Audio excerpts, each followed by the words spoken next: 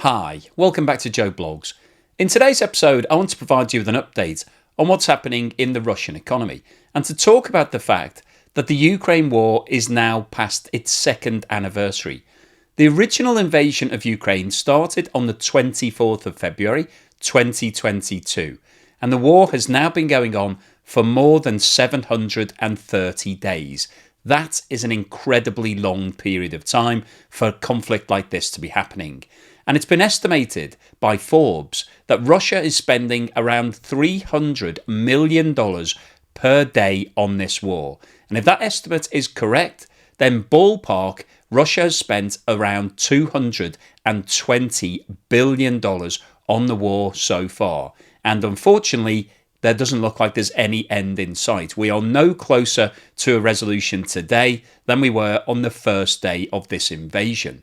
And in today's video, what I want to do is talk about the cost of this war, how much it's cost Russia in terms of military equipment, how much it's cost in terms of personnel, so the people who have died in the war, and the figures are really hard to actually get to the bottom of because neither Russia nor Ukraine are publishing any official data. They're not saying how many people have been wounded and killed.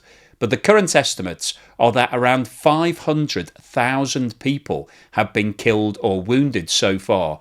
Ballpark, around 300,000 of those are Russians and around 200,000 are Ukrainian.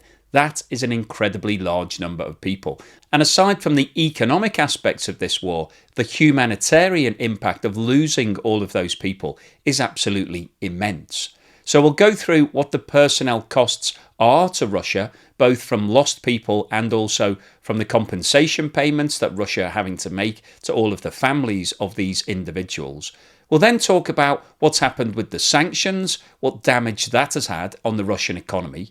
We'll talk about what's happened with the workforce of Russia, which has been severely impacted, the implications from a technological perspective, what the impact on the global economy has been, and then finally today I'll wrap up with my summary. So what I think the impact of this war has been overall over the last 2 years, and what's likely to happen over the course of the next 6 to 12 months.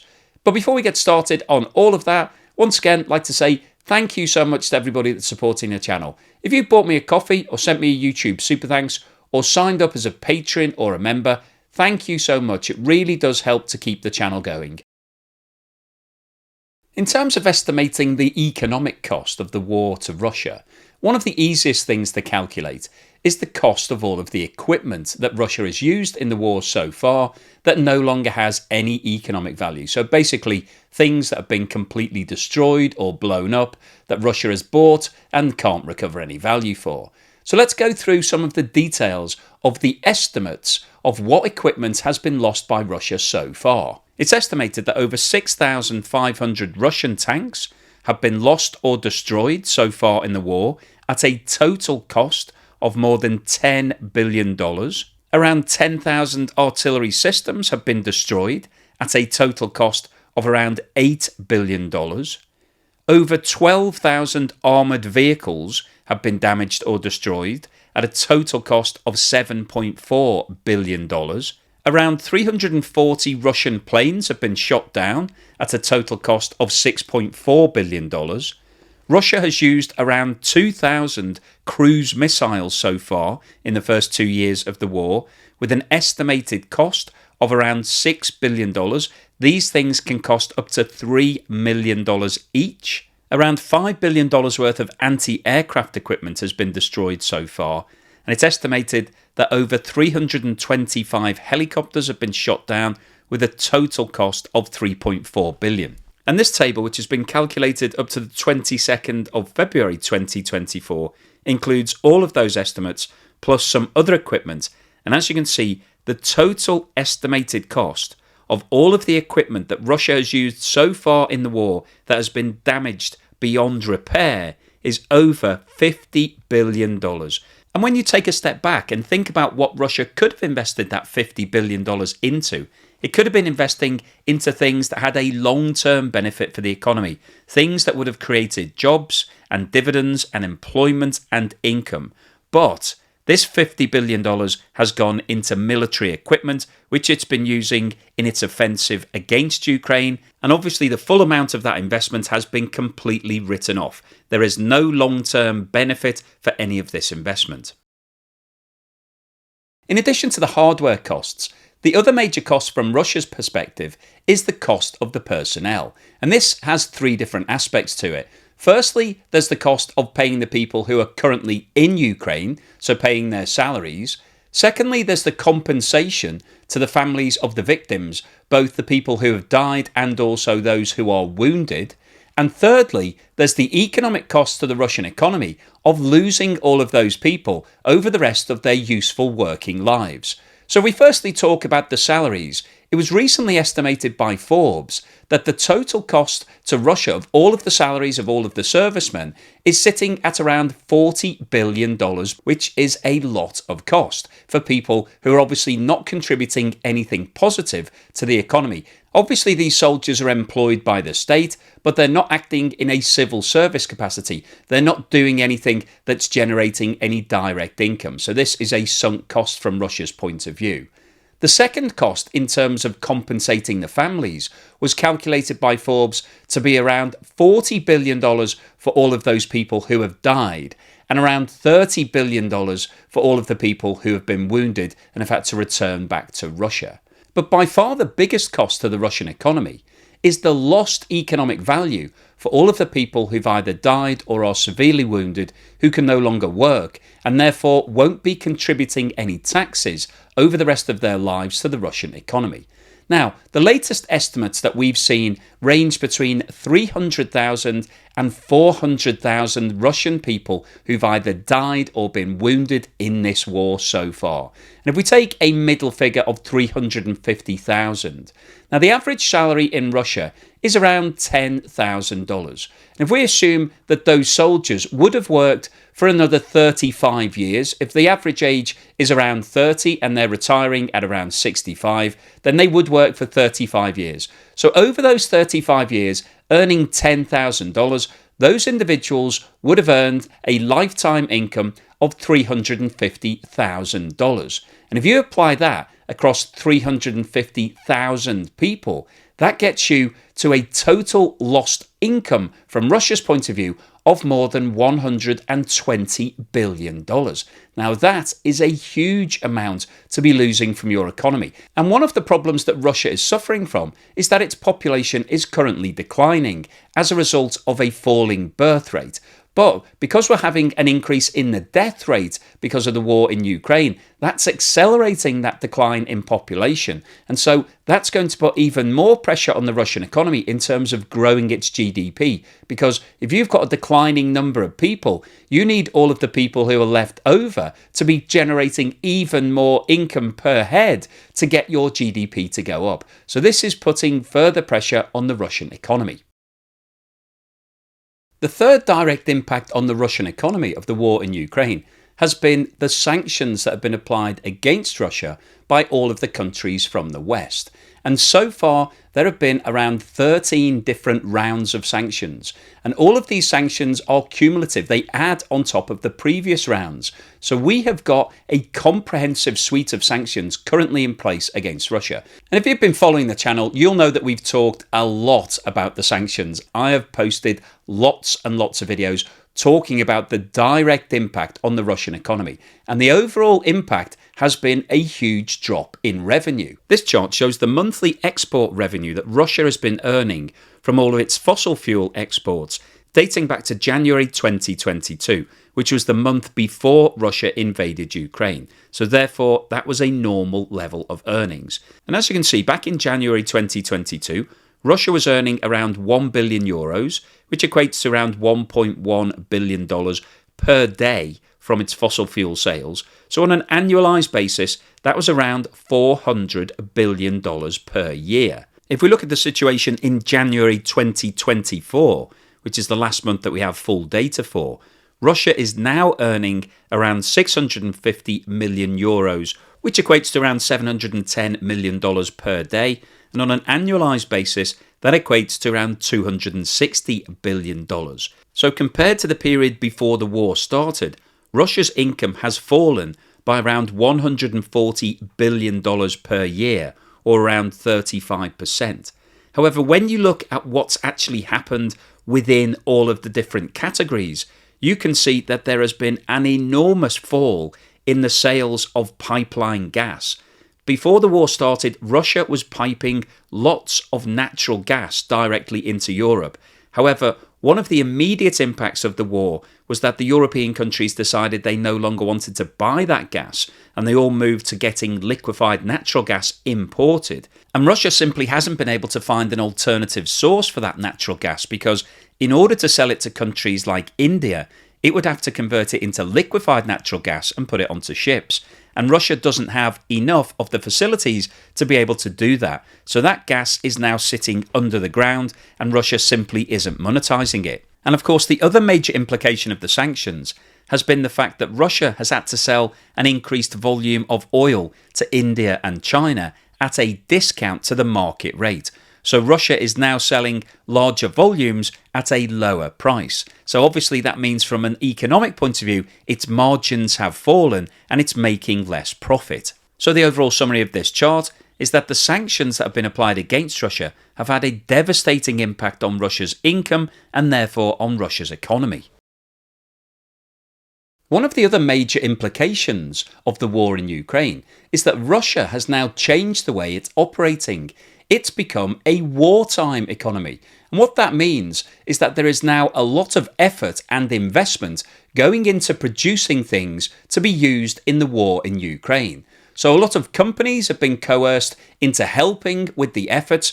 Russia is now investing a huge amount of money into creating missiles and weapons and tanks and machinery that's going to be used in Ukraine. And the immediate impact of that has actually been beneficial to the Russian economy because it's creating jobs, it's creating income, and the economy is now booming. However, when you take a step back and have a think about the long-term implications of that, they are highly negative from Russia's point of view.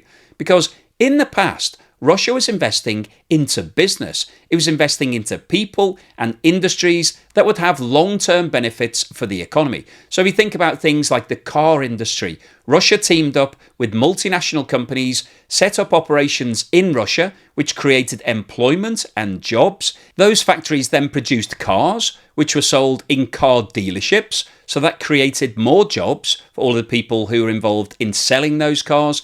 It then created work in terms of garages that had to service those cars and do all of the things that you do on an ongoing basis. So the long-term benefits to the Russian economy were clear to see. However, when you compare that sort of investment to investment into tanks and weapons and missiles, it simply doesn't have the long-term benefit. You are creating a job immediately, so somebody is being paid to do that work, but the finished product doesn't have any sort of domino effect in the Russian economy. There isn't a secondary industry that will benefit from it, and there isn't any long-term value. So there is an immediate boost, which is what we're seeing right now in Russia.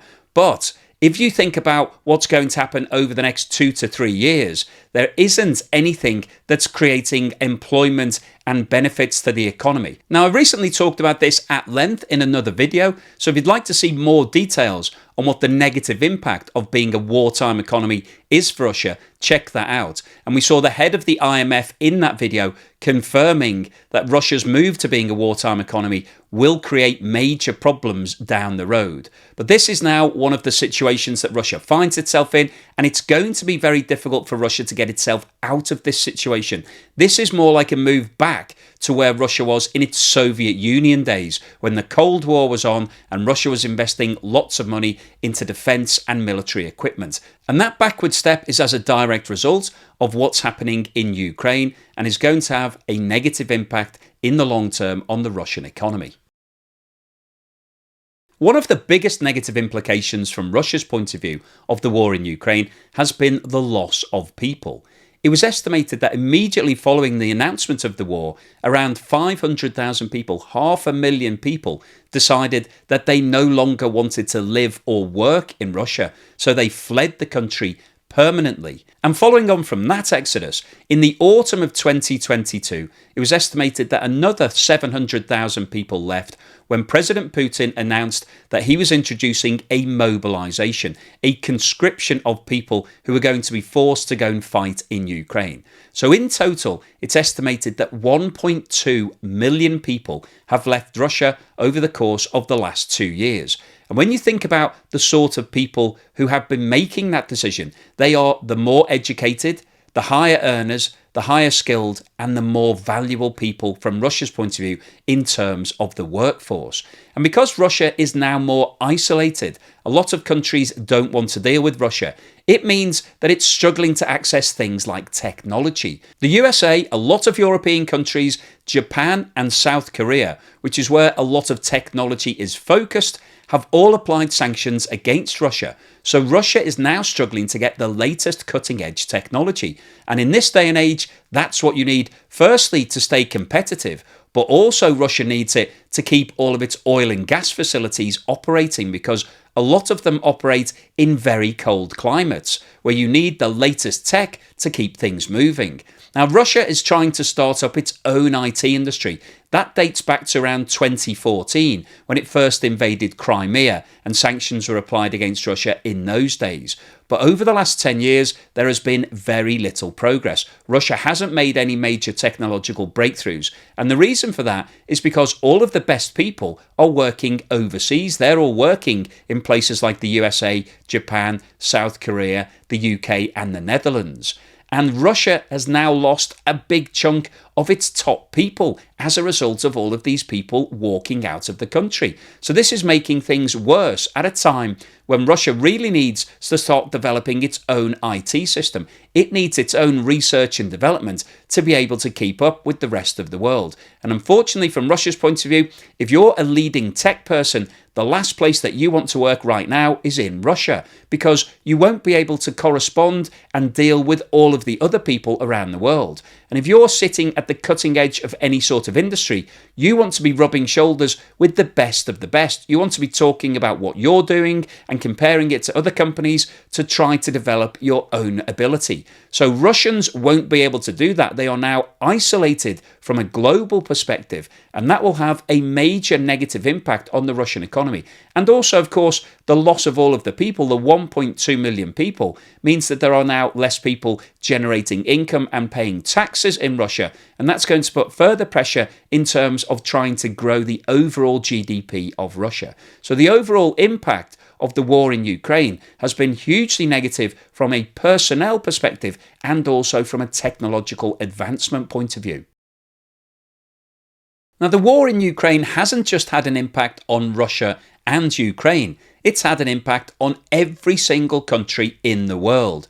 As a result of the fact that commodity prices have been hugely affected, we saw immediately following the war starting oil and gas prices spiking, and that caused a huge increase in energy costs for virtually every country around the globe. And a lot of people are still counting the cost of that today. And in addition to energy prices, we also saw a huge impact on both the price and the availability of food. And that's had a ripple impact also. So a lot of countries have been impacted directly. But in terms of the amount of support that Ukraine has been receiving, there has been a huge amount of capital invested into the war on the other side. This is from countries who are trying to help Ukraine in their fight against Russia. This chart shows an overview of the support that's been provided so far. And as you can see, the European Union and EU institutions have given over $144 billion. The United States has provided almost $68 billion, and there is a new bill that's currently going through the process of being approved, which would increase that significantly. And a myriad of other countries have provided around $41 billion of aid. And if we look at the breakdown of which countries have been providing that money, in addition to the EU and the United States, we've got Germany, the United Kingdom, Denmark, Norway, Japan, the Netherlands, Canada, Poland, Sweden, Switzerland, Belgium, Finland, France, Czech Republic, Italy, Estonia, Lithuania, Spain, and the list goes on. And the economic repercussions of this war are far-reaching. If you've been following the channel, You'll know that I recently posted a video talking about the fact that the United Kingdom has recently moved into recession, as has Japan, as has Germany, and they are 3 of the 6 largest economies in the world. And the high levels of inflation that we're seeing all around the globe over the last 18 months or so were partly as a result of the fact that all of the commodity prices rose dramatically following Russia's invasion of Ukraine. And many countries then had to increase their interest rates to try to counter those high levels of inflation. And as a result of those increased borrowing costs, a lot of countries are now struggling and teetering on the brink of recession. So the implications of Russia's invasion of Ukraine haven't just been contained to Russia and Ukraine. They have impacted everybody. So what's the summary and conclusion today? Well, I wanted to post this video because the 2nd anniversary of the war in Ukraine is obviously a sad day for everybody. When Russia initially launched its invasion, it was expecting that the war would only last for 3 or 4 days. That's what's been reported, what President Putin thought would happen, in the same way as what happened in Crimea back in 2014. However, this time around, Ukraine was ready, and the rest of the world was ready to support Ukraine in a way that hasn't really been seen globally since back in World War II days. And what Russia found was that the resistance was fierce and well funded. And 2 years on, we have still got this war going on. And unfortunately, as I mentioned right at the start of today's video, there doesn't really look like there's any end in sight right now. I recently posted a video looking at President Putin's interview with Tucker Carlson. And in that video, he said that Russia were invincible, that they could not lose that war. And he was talking about some sort of peace settlement, but it would need to be on Russia's terms. And Russia's terms are basically that it keeps all of the land that it's invaded and occupied. And that isn't really something that I think is going to be palatable for Ukraine or the Western countries that are supporting Ukraine. So we've got a stalemate, and as it stands right now, I don't think there's going to be any end in sight. I could well be posting a 3rd anniversary video this time next year, unfortunately. But today's video, I really wanted to look into the economic implications of this war. And as we've seen, from Russia's point of view, this war has been a very bad investment decision. Russia has spent over $50 billion so far on military equipment that has been damaged or destroyed beyond any economic use.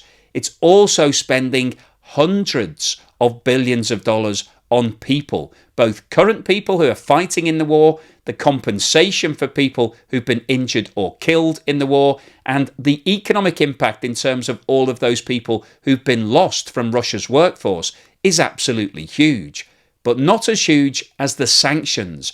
The sanctions have had the biggest single impact on Russia's economy. As we looked at in today's video, there has been a huge drop in the level of income that Russia is earning from oil and gas and other fossil fuels, and that will continue. Russia has pivoted and it's selling more of those things to China and India, but it's having to reduce the price and it's constantly under pressure. And as more and more sanctions are applied against Russia, the screw will continue turning tighter and Russia will find it more and more difficult to make profit. Now, a lot has been discussed recently about how Russia has managed to bounce back, how the economy is stronger than ever. But when you dig down into the details and look at what's going on in the economy right now, Russia has become a wartime economy. It's putting a lot of effort and investment into creating things that are being used in Ukraine. And the long-term implications of that from Russia's point of view are negative because they won't be creating long-term jobs. They're not doing things that are going to benefit Russia once this war stops. And that becomes a real problem. And there is a potential that this war could go on for longer than it needs to because it's going to keep fueling the GDP of Russia. It will keep income flowing through the economy as more and more people are employed to do things focusing on what's happening in Ukraine. However, if the war comes to a stop and none of that is needed going forward, Russia could find itself in a situation where a lot of those people are out of work, and that could have a hugely detrimental impact. And when you combine that with the fact that 1.2 million people have already left Russia permanently, and that Russia is losing pace in terms of technology, there is a real chance here that the economy of Russia could be going backwards over the next few years and find itself completely off the pace compared to the rest of the world. So the overall summary of today's video is that on the second anniversary of the war in Ukraine, the sanctions and all of the other issues applying against Russia are still causing problems for the Russian economy. The Russian economy today is weaker than it was before this war started. And the longer the war goes on, the longer the potential permanent implications will be from Russia's point of view. So hopefully you've enjoyed today's video, you found it useful, informative and thought-provoking. If you've liked what I've said, then please give me a thumbs up. Thank you for watching this video all the way through to the end, and here's something to put a smile on your face.